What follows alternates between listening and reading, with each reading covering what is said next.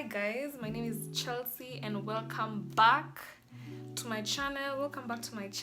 Today this is a video where we are all being called out.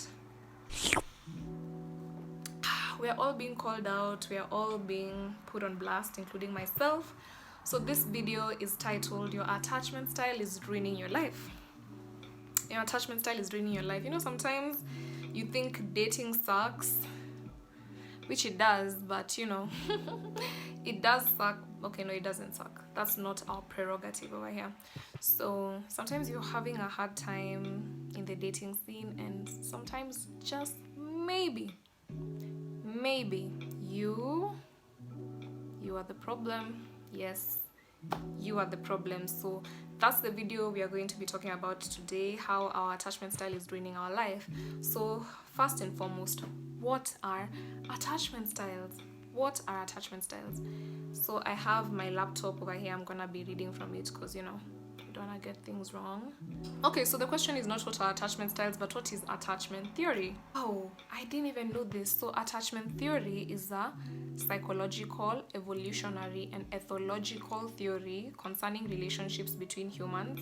The most important tenet is that young children need to develop a relationship with at least one primary caregiver for normal social and emotional development. Damn. So basically, your attachment style is dependent on the relationship you had with your caregivers growing up, and that sets the tone for the relationships you're gonna have with people and in general in your life, whether it's friendships, romantic relationships. But in this context, we are gonna be talking about it in the context of romantic relationships. Yes, so the 4 kinds of attachment styles are secure. Okay, I'm gonna do the main 3 types, because I feel like there are 3 types, and then from the 3 types there are like subtypes, yada yada yada. Honey, this is not that video. We're not getting into the subtypes. I don't think I am professionally qualified to be really speaking on that. I'm just gonna be speaking on it from a more generic point of view, information that even if you went out to seek, you'd find the same information, you know?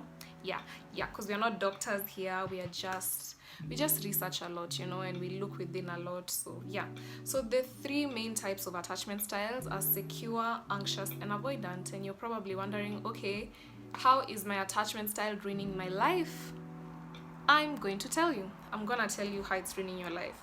So characteristics of a secure attached person: they can trust easily, they are attuned to their emotions. So what attunement means, I was actually listening to a podcast the other day about the things you need from your parents, and one of them is attunement. My definition of attunement is being able to acknowledge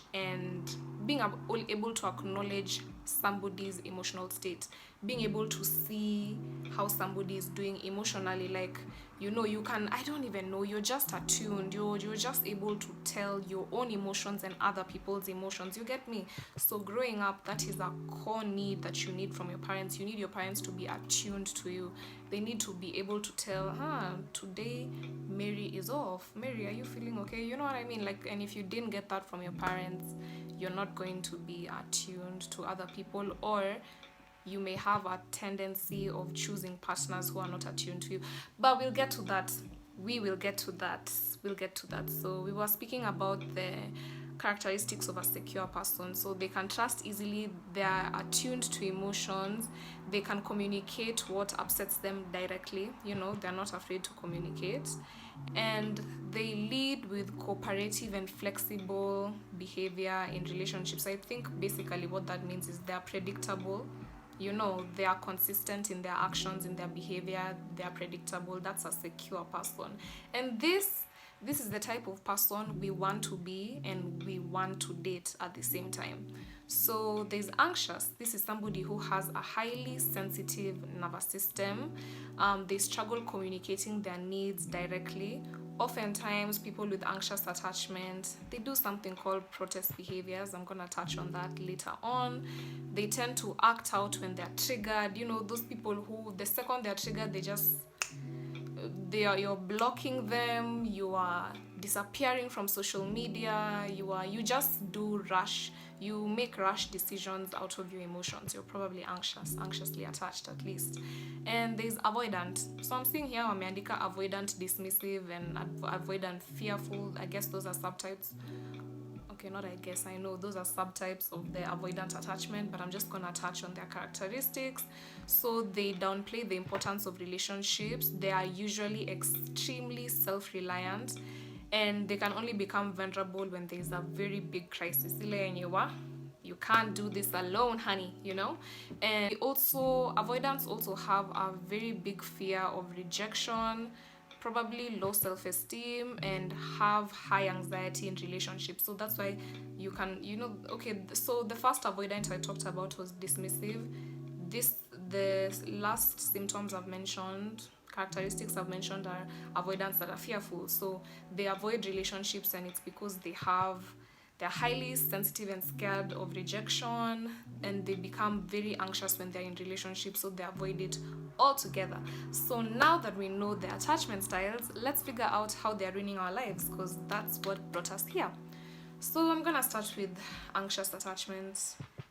Personally, I don't know my attachment style. Honestly, let me tell you the thing about attachment styles. You're gonna take that test and you're gonna answer them as if you're your ideal self. Let me tell you, especially when you're single, you're gonna answer them as if you're your ideal self, and you'll find you're secure. But I feel like you can't know where you're at in relationships outside of the context of relationships, So you might do the test when you're single, you think you're secure, and then you actually get into a relationship and you're like, damn, I didn't know I could easily get triggered like that. I didn't know, because relationships act as a mirror. So yeah, so I don't know what I would identify myself as. I think right now as I am, would I say I'm secure? I wouldn't know, because I'm not in the context of a relationship. That's why you really need to be in the context of it to know exactly where you are, because you could take the test on your own and you think you're secure, then boom, you're partnered. Now your boy is triggering you. So I would lean I'm anxious, because I do have a very sensitive nervous system. I do struggle to communicate, and I don't know if I act out. I don't think I act out. Over there, I'm normally very reasonable. Maybe sometimes I act out, but I wouldn't say I act out. So yeah, anxious people. This one is for you. This one is for you. People with the anxious attachment, they have a sensitive nervous system. You struggle communicating directly, and you tend to act out when you're triggered. So this acting out has a term. The term is protest behaviors, and I'm gonna be listing some protest behaviors, and if you see yourself there, you're probably anxious attached, and it's ruining your life and your relationships. So the first one is excessive attempts to reestablish contact. So this is when you're triggered, when you're not able to reach your partner, when you may maybe get in your head, you think they're being dismissive, you think they're ignoring you, like when they're not being as consistent with contact and communicating anymore, it triggers you. So you may call, text, or email a lot of times. That's the first protest behavior. Excessive attempts to reestablish contact, especially when you feel disconnected from your partner, you feel they may be ignoring you, you feel communication with them is hard. You do that a lot. The second one is withdrawing. This is when maybe your partner has triggered you and you're sitting like unamnyamazia, or you're not speaking to them, like you're doing these are the I don't give a fuck was people. If you're in an I don't give a fuck, please, you are anxiously attached. Stop it. Communicate with your partner. And then there's keeping score. So keeping score is like, oh, you've taken an hour to respond to me, I'm gonna take 2 hours to respond to you. That's keeping score, and that is a protest behavior of somebody that is anxiously attached. The fourth one is acting hostile. So you're triggered and you're hostile towards your partner. You're probably rolling your eyes at them, clicking at them, just small rude acts like that, like not really rude but hostile, not inviting. The next one is you threaten to leave. So this is the person who they're triggered, they're breaking up with you, they're packing their things, they're leaving, they're always ready to leave. They want to leave before they get left. Protest behavior. The next one is manipulation. So acting busy or unapproachable, ignoring phone calls, saying you have plans when you don't. This also ties into keeping score, you know. So you've taken 2 hours, I'll take 4 hours. Or you're seeing somebody is calling you and you're ignoring after they've triggered you. You get me? Most of your partner. And next is trying to make them feel jealous. So these are the people your partner mekubo. So unamnyamazia, and the next thing we are seeing is you on Instagram, stunting, slaying, looking amazing. Actually a protest behavior. Yeah, actually a protest behavior. So yes, anxious attached people. If you've seen any of your characteristics there, you're anxiously attached and it's ruining your relationship. How I can interpret this is somebody that deeply wants connection, but you're also scared of being rejected at the same time. And so you have this tug and war with your emotions and your actions. It's like your emotions you really want, but your actions you don't want to seem like you really want. So this was the tweet. It was like when you're really a submissive crybaby, but you have to act nonchalant and emotionless to not get played. That is a sign of somebody who is anxiously attached. You have truly at your core, you have a deep need for relationships, but your emotions and your actions are disconnected. It's like somebody that who really values something. Like, think about it. Anything you truly value, you're not scared to speak on it, you're not scared to defend it, you're not scared to do that. So how comes when it comes to relationships, we have that fear? We are scared to truly express how much we want something, how much we care about something. So your emotions are disconnected from your actions. So deep down inside, you truly desire a relationship, but on the outside, you're gonna act nonchalant because you're leading with fear. You don't wanna get played, you don't wanna get rejected. So to that tweet, I responded, like I quoted, and I said, unpopular opinion, but you'll just remain in the same cycle if you keep up like this. You're always gonna attract the type of person that triggers this wound in you. And now I agree with what I said earlier, but now I also have a newfound perspective in that you're always going to attract a specific type of person, and the specific type of person is somebody that's avoidant. Because think about it like this: avoidant people, they don't really want they don't want relationships, they don't want connection. If anything, they run away from it a bit. They have a guard up about it. So when they see you and they perceive you to be somebody that doesn't need much, you don't need much, because when you put up an act for your nonchalant, you look like somebody who doesn't need much. You don't need constant communication, probably. You don't need constant seeing each other, nini. So you're always going to attract the avoidant person, because that's the facade you're putting out, and that's what an avoidant finds attractive. Somebody who doesn't need much, somebody who is in their own life, mko pamoja, but there's just enough distance for the avoidant to feel safe, because that's where an avoidant finds safety, in distance. So when you're anxious and you present as if you are nonchalant, an avoidant person finds you attractive, and you also find the avoidant attractive because you think maybe this time it'll be different, and it never is. It never is. So until you realize this pattern and in this wound that you might probably have, you're always going to date the same kind of people. So in this book called Attached, there's this thing called the anxious-avoidant trap. It's how anxiously attached people and avoidantly attached people always find each other and cling to each other, and they're the explosive kinds of relationships. They never work out. There's always gonna be somebody whose needs are not met. There's always gonna be somebody who feels like you're encroaching too much on them, and hence the relationship is always going to be disconnected. So if you feel like that has been your trend in your relationships, I would implore you to look up your attachment style. It's probably what's shaping all your outcomes in your relationship. It's what's shaping your outcomes in your relationships in the first place. Yes, so reasons why you shouldn't date somebody who is avoidant when you're anxious. You want closeness and intimacy. They want to maintain some distance, some emotional, physical distance. You are sensitive to any signs of rejection. They send mixed signals, and they often come across as rejecting. Explains why you're always triggered.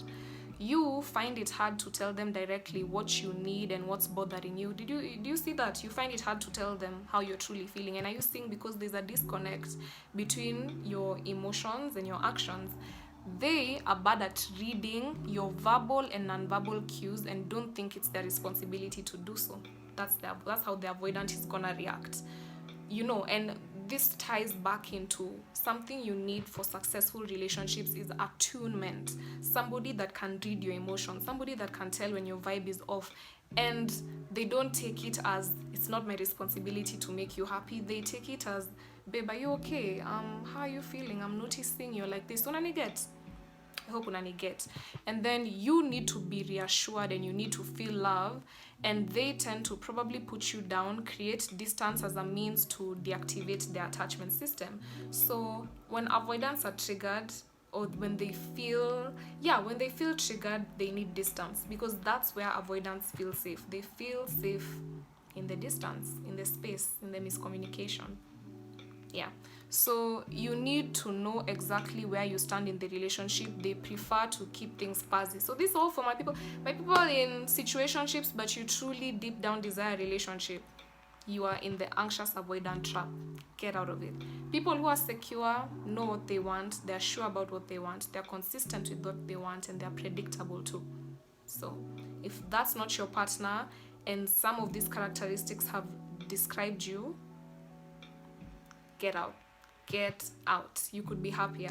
Dead ass, you could be happier. So what should anxious people do to avoid the anxious avoidant trap? So before I read from some tips from the book, this is something I saw it on TikTok like a year or two ago, and it changed my life. It made me even look at anxious attachment differently. And anxiously attached people are highly sensitive. So when you meet someone and yani mume vibe, like there is that spark there, you feel like they set you on fire, like you feel like, wow, run. I know that's probably not the answer you expected me to say, but I'm gonna say run. That butterfly, that spark, that's not love, that is an activated attachment system, and that is a feeling of familiarity. Think about it like this. You're eating, okay, I don't know if this analogy will make sense, but you'll tell me. Like, think about it like this. You're eating Kenyan sausage. It's nice. And then you go to America and you eat American sausage and it's horrible. And then one day you bite into a sausage and it's a Kenyan sausage. You'll be like, wow. You get me? Same concept, but relationship-wise. That person that you meet and you're like, wow, it's probably not because, oh, now they're the love of your life. It's probably because there's something familiar about that dynamic that your nervous system is sensing, and that's why it's reacting like that. So it's not necessarily that you really like them so much, it's that they're activating your attachment system, and there's something familiar about this dynamic. So you can find they mirror your relationship with your father, you can find they mirror your previous, your previous relationships, because so many things shape our attachment style, our outcomes in relationship. It's called, there's this thing that's called implicit memory. Implicit memory are the things you don't have to think to remember. You almost remember it naturally. The relationship we have with our parents form our implicit memory. Hence, in relationships, those people that you feel, wow, mume click, butterflies, especially if you didn't grow up establishing a good relationship with your caregivers, it is probably your sign that this person is either triggering your attachment style or they are avoidant to some extent. And it's feeling like that because it's familiar. Do you get what I mean? Yeah, I needed to say that. So let's now see, as an anxious person, how do you avoiding falling into the anxious avoidant trap? Number 1, acknowledge and accept your true relationship needs. First of all, stop running away from the emotional person you are, from the needy person you are. Like, if you need constant communication, you need constant communication. It's okay. If you need constant reassurance, you need constant reassurance. And it's okay. Go out there and find somebody that's willing to give you that without making you feel like you have to beg them for it. No, because there are people out there who are waiting to find you and meet your needs and make you happy. Number 2, recognize and rule out avoidant people early on. If their communication is inconsistent, they're avoidant. If they leave you guessing and thinking and in your head, they're probably avoidant, and they're literally triggering your anxiety. Like, if anything about them is just inconsistent, Yeah, like stop, like I feel like let's stop looking at the relationships from the perspective of, oh, do they like me, they don't like. If fuck them liking you, that's not, we don't care about whether they like you or not. We care about, are they able to be a good partner to you? That's what you care about. When you're anxious, you need to lead in dating with trying to find somebody that is compatible with you and can meet your needs, instead of trying to find someone that will like you. Because like, no, people will like you, people like you. Okay, so yeah, recognize and rule out avoidance early on. So how to, smoking guns that tell you if someone is avoidant, how to know if they're avoidant. So they send you mixed signals. Today they're texting you a lot, tomorrow they've ghosted you. No. And they long for an ideal, oh my god, I don't know if this one will trigger some, but they long for an ideal relationship, but they give you subtle hints that it will not be with you. Damn. Yep, they're avoidant.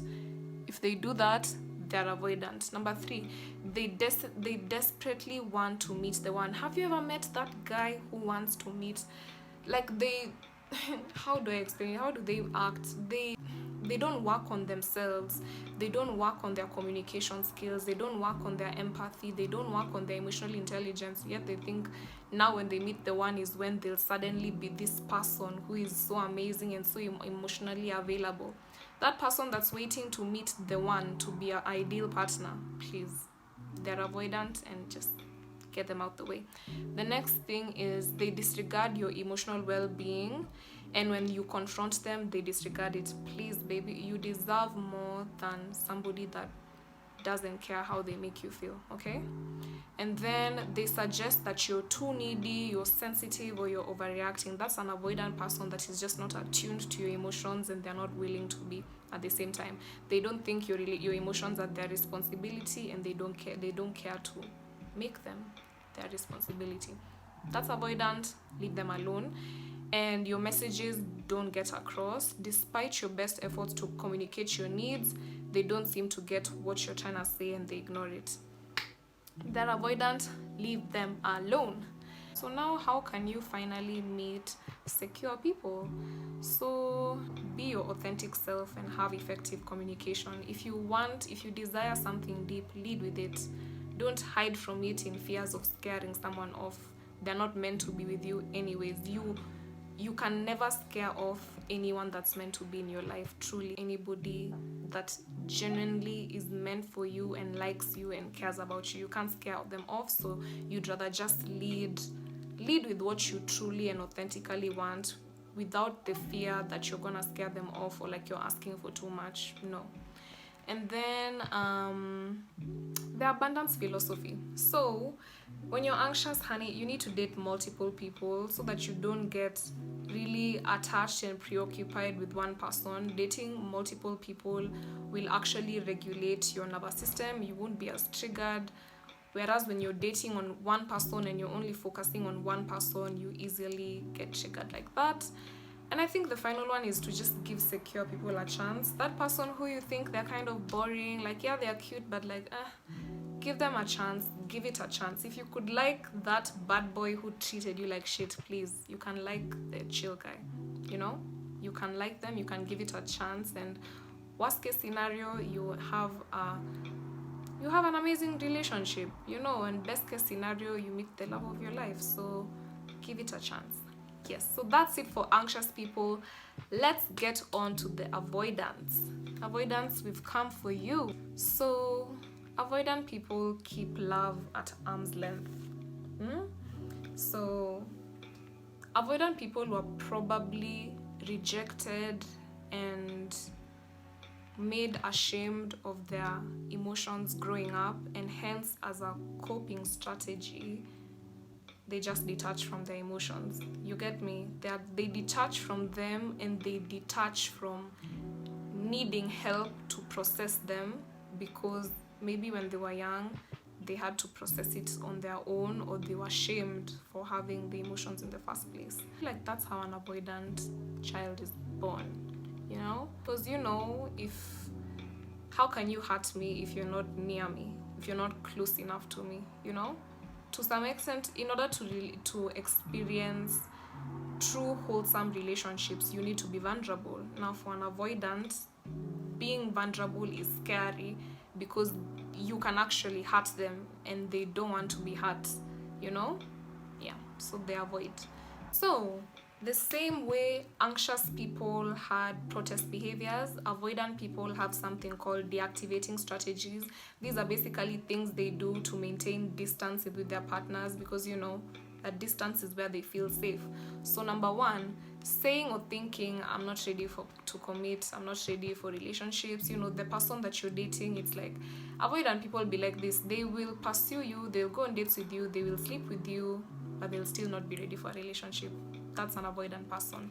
Number two is focusing on small imperfections in your partners, and allowing it to get in the way of your romantic feelings. So when you notice you're liking somebody so much, you start focusing and fixating on tiny things about them in an attempt to disconnect from how you truly feel. Yeah.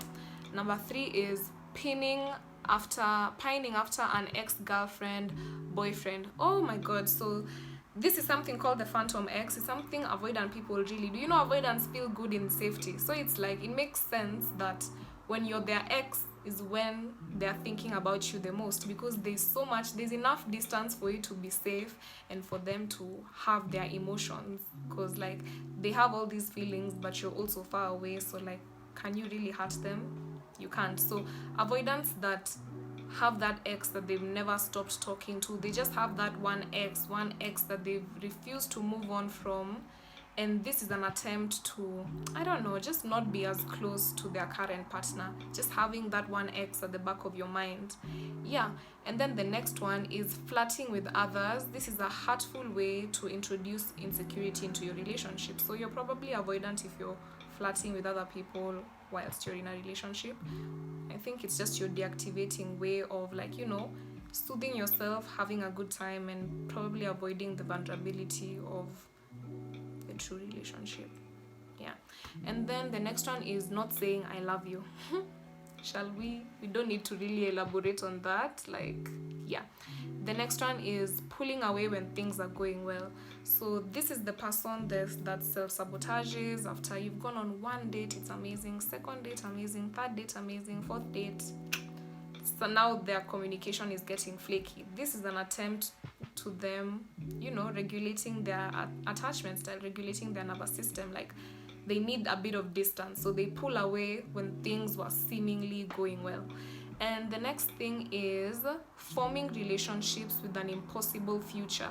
Wow. Okay, so this is something avoidant people do because it's safe, because it's like, it's not gonna work out anyways, so why not, you know? So this is engaging with just inappropriate relationships that are bound to fail, like somebody who is in a relationship, somebody who is married, you know, just relationships that are bound, somebody who is just about to travel or move away, relationships that just have a definite, defined expiry date, relationships that, you know, there's no possible way this is going to work. Those are the relationships that avoidant people like or tend to gravitate towards. The next one is checking out mentally when your partner is talking to you. So when your partner is expressing yourself, you just zone out and you're in your own world. You're not really listening to what they're saying. You tune them off. And the next one is keeping secrets and leaving things foggy. So, you know, doesn't really need to be explained, just being sneaky overall. And the next one is avoiding physical closeness, not wanting to share the same bed, not wanting to have sex, walking several strides ahead of your partner. Damn. So yeah, avoiding physical intimacy, physical closeness, probably a sign that you are avoidant. So my avoidant people, I know in the earlier segment when we were talking about anxious people, you were sort of the villain, but now when we're just talking about you, the light is on you, so now you're the victim. Avoidant people didn't feel safe with their emotions growing up, and they learned really early that they can't trust other people with their emotions. So hence, how do avoidant people act? They avoid their emotions. They like distance. They feel safe in the distance. They feel safe when they're not as connected to their emotions. They're easily triggered or highly anxious in actual relationships, so they avoid relationships in the first place. They like to keep it at bay. surface level. Situationships, this is where avoidance thrive. But avoidance, I just want to say, imagine you deserve love, attunement, intimacy, safety, and you're never gonna experience it until you actually let somebody in, you know? So I know this is a coping mechanism, this is something, you have your walls up to protect yourself, but you know, sometimes you're protecting yourself from the bad guys, that you also protect yourself from the good guys, you know? So it's worth a shot, avoidance, you know? Anyway, so these are some thought patterns that avoidant people might have that are keeping you in the same place. Number one is mistaking self-reliance for independence. Everybody needs people at the end of the day, and something avoidants do is they tend to only be vulnerable when the crisis is too big, something that they definitely can't manage on their own.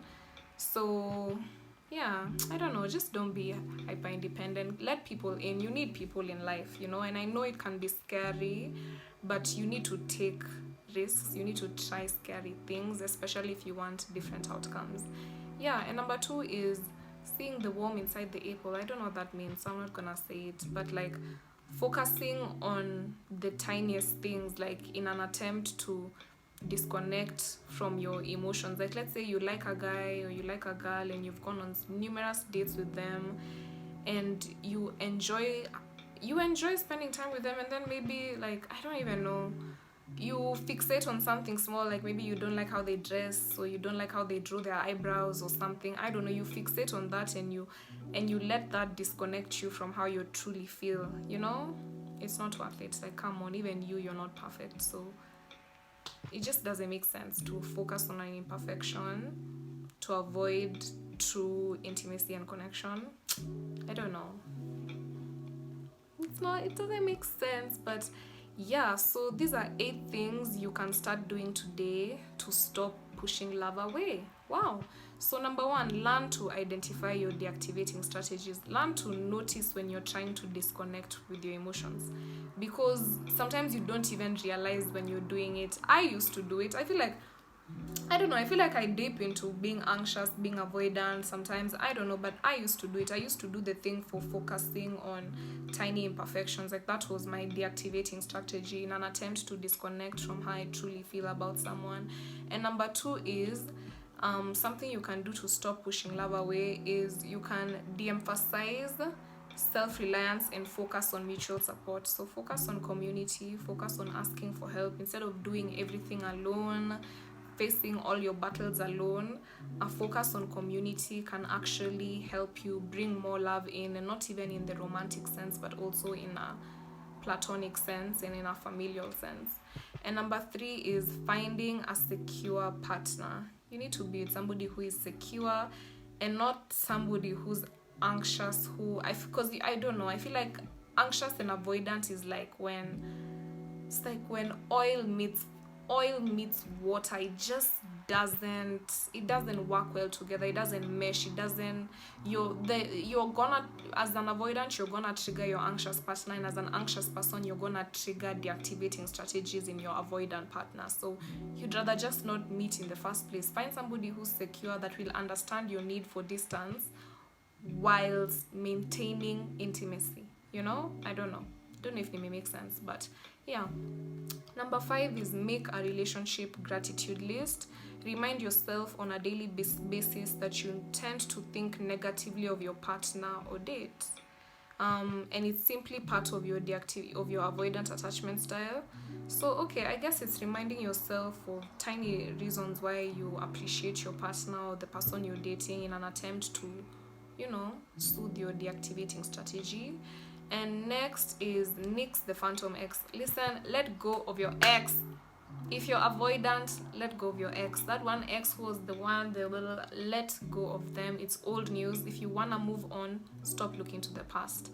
Next is forget also about the one. Please, avoidance. You're not going to suddenly meet the one and then now you become your most emotionally available self.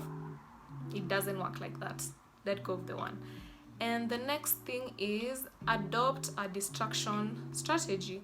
So as an avoidant, it's easier to get close to your partner if there's a distraction Oh, okay, so focus on other things. Take a hike, go sailing, prepare a meal together. This will allow you to let your guard down and make it easier to access your loving feelings. Oh, nice. I didn't realize that. So, using a distraction in intimacy, if you tend to get, I don't know, not even in intimacy, but just using a distraction in your in how you are and in how you relate with a partner. Do something together, go on a walk, do something else together. If maybe the one-on-one overwhelms you too much, do something else together. Okay, so for an avoidant person, basically the book and I avoid advise, like, you just need to get comfortable with closeness, with intimacy. I know it can be uncomfortable, but imagine hakuna choice ingine, you just have to get close. So you also need to be in relationships with secure people. So last but not least, let's talk about secure people. Secure people, you grew up, your emotions were attuned to, I don't know, you're very connected to your emotions, you're very forward with communicating. You get me? Like, secure people, do I need to tell y'all about yourself? Y'all are perfect. Okay, y'all are not perfect, but y'all are good, y'all are okay. Mko sawa. So secure people are good at handling conflict.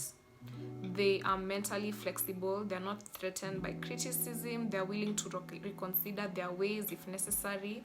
They are effective communicators. They are understanding and responsive, and they're able to express their feelings more accurately.